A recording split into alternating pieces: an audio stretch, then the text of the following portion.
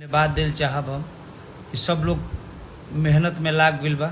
जितने हमारे भाई लोग बा और परी लागेलू कि आप सब इतना प्यार आशीर्वाद देतनी।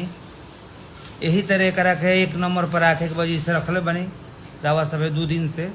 एक 7-8 दिन हटे नहीं खेते एक नंबर से परी लाभ सब इतना बना दी कि हमार दिल आप सब जीत ली।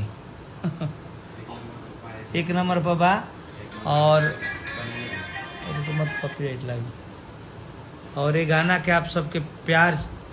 देवल उचित बा कि कहे से कि गाना बहुत प्यारा बा और इंटरटेनमेंट पे गाना भाई हमारा चैनल पे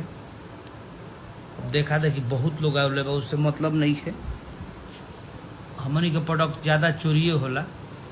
लोग चोरा के गावेला तो कोई बात ना,